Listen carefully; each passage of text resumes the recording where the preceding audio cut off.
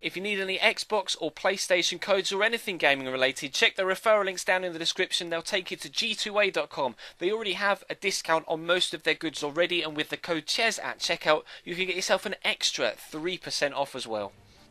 Hey guys, how's it going? Ches back again, and welcome to episode number 17 of the Atletico Madrid career mode here on FIFA 15. We start today with a game away against Eibar. We are out of the January transfer window now, so it's time to continue with 3 games per episode as we push our way towards the end of the season. We'll start with some team news. The Atletico Madrid lineup. Jose Maria Jimenez plays with Diego Godin as the centre-backs. Koke starts with Juan Cuadrado on the flanks. Mario Mandzukic is the main striker today. Now, Eibar, along with teams such as Elche, Almeria, and maybe teams like Celta Vigo, etc., actually provide a rather unexpected, difficult test, especially away from home. But we were trying to make the breakthrough early on there through Mario Mandzukic. Unfortunately, the goalkeeper did make a very, very good save. But just a few minutes later, they're going to have a fray forward themselves. As you can see, breaking into the box with Ibrahim here. And then Manu Del Moral actually tidily slots the ball into the top right-hand corner, playing Oblak in goal. In this particular game, Miguel Moya has been dropped to the bench for the rather large upcoming game against Real Madrid as the second game of the episode. But trying to get ourselves back in it now. Koke racing down the left-hand side, stands up. It's Gabby in the box who actually heads wide this time. As a CDM, he really loves to push forward, Gabby. He's got an amazing work rate, just absolutely tireless, sprinting up and down the pitch all game long. 9 times out of 10 I have to take him off because he's so tired in like the 80th minute, etc. Lamela, though, trying to get away from the defence there. Tame shot, and then the second shot from Mandzukic is pretty good. Question of a penalty there. Not sure whether there was too much contact or whether Saul just missed the ball altogether. But we're still trying to find an equaliser. Lamela involved again here. Nice turn inside, and then that little chip, that was so good. That when that actually happened, I was amazed. I didn't tell him to do that. I obviously told him to do the Ronaldo chop, and then that next touch to dink it over the defender, he did all by himself. Really, really impressive stuff from Eric Lamela. Unfortunately, it didn't lead to a goal, but Cuadrado is going to stand the ball up for Mandzukic here. Wins the header, but goes down injured. Now, Higuain scored a goal similar to that, scored a goal from a chance similar to that in the previous episode, and I said Mandzukic can do that sort of thing for us, but doesn't. And there's an exact example of it. Went down injured, had to come off.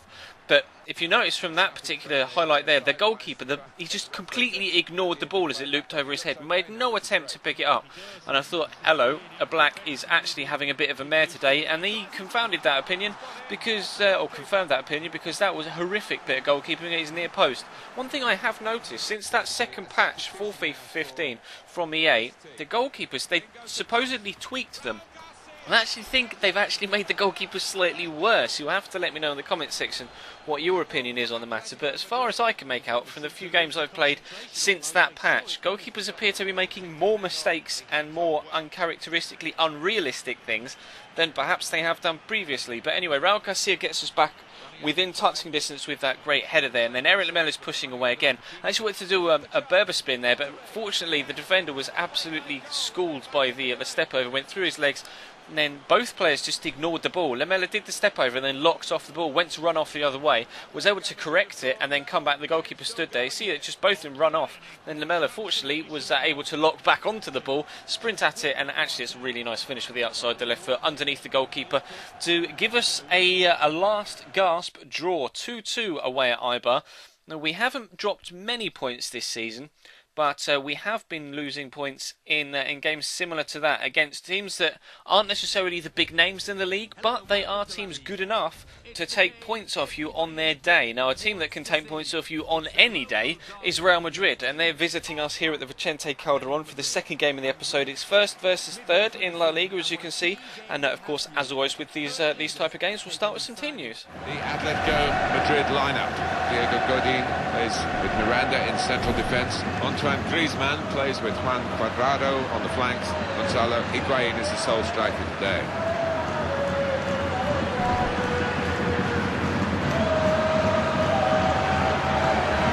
Real Madrid make one change. Garcia starts in goal. Marcelo starts with Carvajal in the full-back positions. Sami Khedira plays with Luka Modric in the centre of the park.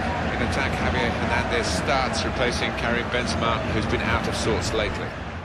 So both sides starting a 100% fully fit, full strength starting lineup, although, of course, as you heard, Karim Benzema is apparently out of sorts, so Chicharito starts up top for Real Madrid, but other than that, they are, as you may expect them of us in a game of this magnitude. Iker Casillas denies former teammate Gonzalo Higuain there in the opening stages for a nice little tiny backheel from Javier Hernandez, leads to the ball ending up at Bale's feet, plays a nice 1-2 with Luka Modric, brings it into his stride really nicely with a good first touch, and then powers the ball past Miguel Moya. Nothing that the goalkeeper could do about that particular chance, but we'll try to get ourselves back in it again like we did against Eibar. Alessio Cerci with a great double step over there, turns his side, but unfortunately Dani Carvajal's come across from right back to make a great block, and then Casillas races away as fast as his tiny little legs will take him to actually hoof it clear and maintain their 1-0 lead. But we're trying again to catch them on the counter-attack. This time it's Higuain breaking through. Cerci's played him in and he's got the pace to get away from Ramos, but again Casillas makes a very, very good save and they clear their lines. So they're a lot stronger defensively than we are at the minute here, Real Madrid, proving that they're going to be a difficult task to get ourselves back in this one. But Cuadrado goes on a great run here, and they just stand off him on the edge of the box. I think, well, go on then, I'll just give it a whack. And actually that was a very, very good strike from the Colombian.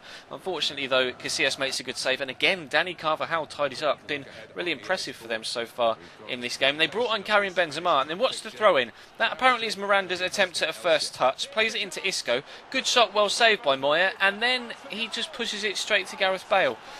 We had Oblak making mistakes in the first game, and I mentioned the ability of the goalkeeper since the patch.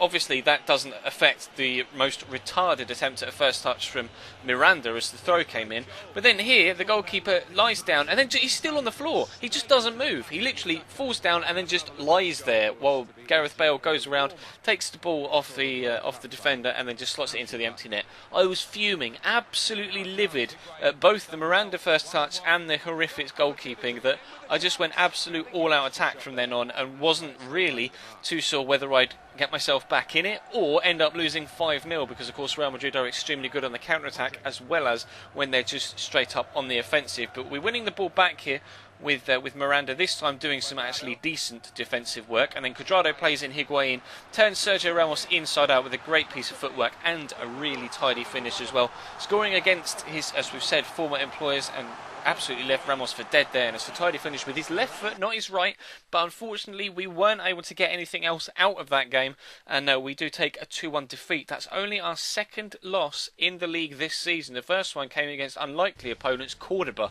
if you do remember, away from home. So we're trying to bounce back against Celta Vigo and try and get some 3 points for the first time this episode. But you'll be able to see from the league table, it's first versus 20th, so first versus bottom, and I was hoping that I would be able to get 3 points in this one. Barcelona still sits 7 points behind us, but they do have a game or two in hand, so that gap can be quite dramatically shortened should they win those games in hand. As you can see, Celta Vigo playing a 4-3-3, kind of similar to the one we play at Chelsea, although it's got one holding mid and 2 CMs rather than the one at Chelsea. We have 2 CDMs and 1 CM.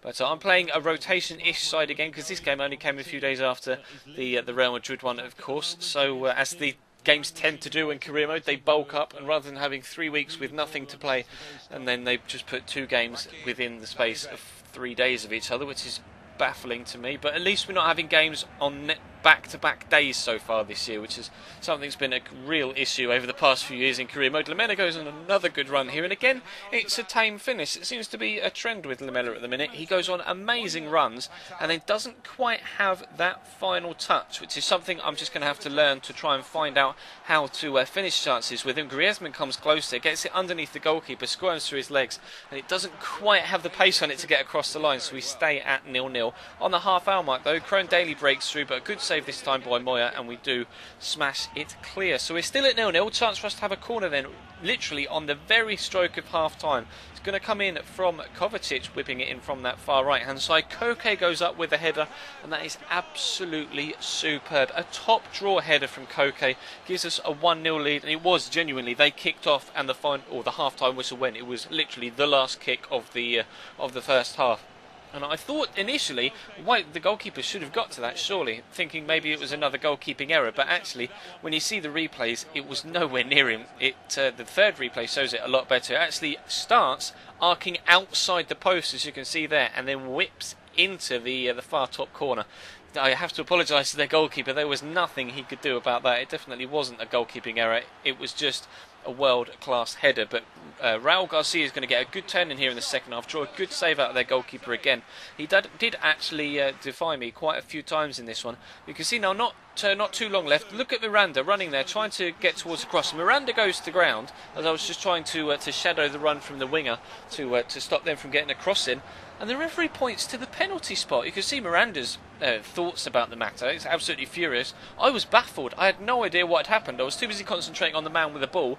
And watch what he actually gave it for. He just runs into me. Miranda goes flying. Their man stumbles slightly. And apparently, that's a penalty. Thank you very much, referee. So Larivi is going to step up. Moya trying to do his best to put him off, but he can't do anything about it. So 6 minutes from time, the computer has absolutely cost me again. Or has he? Straight from kickoff, we're going to try and get ourselves in front again. Kovacic is going to pick the ball up from Saul. Plays in Raul Garcia. Doesn't have too much pace, but does hold the ball up very, very well indeed. Extremely strong, Raul Garcia. Like you can see here, not too much pace, but does get a good whip in. Keeper only palms it as far as Saul, who rifles it into the back of the net. So, justice, you might think. Miranda gives away the dodgiest of penalties, and the referee gives it. And then we straight away go up the other end and get ourselves back in front. So, we are going to get the 3 points that we deserve from this game. The question is, are we going to get a couple of extra goals? Because Raul Garcia is going to play through Griezmann here, lays it forward for Alessio Church. He's going to get a good first time hit on it, and again squeezes past the goalkeeper, but again, similar to the opening effort in this game, he is able to get back and stop it from going over the line. Doesn't quite have the pace carry through, but we do get 3 points, fortunately, from the final game. So 4 points from today's potential 9. Not the best, but we will have to come back better in the next episode. And actually, Barcelona still have 2 games in hand of us, but have actually lost another game themselves. So the gap is now 10 points to Barca, but they have 2 games in hand, so obviously can cut it to 4. Villarreal have jumped above them into second now, but they too have one game in hand on us, as do Real Madrid in 4th. And actually, a lot of the teams below me in Sevilla actually have only played 20 games. They've got 3 games in hand on me, although do sit a solid 16 points behind us. So we're still doing very well. We're just having a bit of a dodgy episode, I think. But tomorrow, we're going to have to be on form. Not tomorrow, Friday. You'll be seeing this Wednesday. Friday's episode, we will have to be on form because, of course, we've got the Champions League knockout stage coming back, and rather annoyingly, our opponent in the first knockout round is Manchester City, a team that have just acquired Iniesta from Barcelona and will be, of course, a lot stronger thanks to that addition, and who knows who else they've bought so far in this career mode. So I'm not particularly looking forward to that with the form I'm in right now, but still, we will tackle the task as it comes to us. But that's all for today's episode. Thank you very much for watching, guys. Drop the video a like if you enjoyed. That'd be absolutely superb, and of course, feel free to subscribe if you haven't already. There's 2 videos go up on this channel every single day, so make sure you check the schedule in the description or on the About tab on the channel page so you know exactly what and when to expect stuff from me. But for now, that is all from me. Thank you very much for watching. Check all the links in the description to social media and to g2a.com as well. But for now, I will see you next time.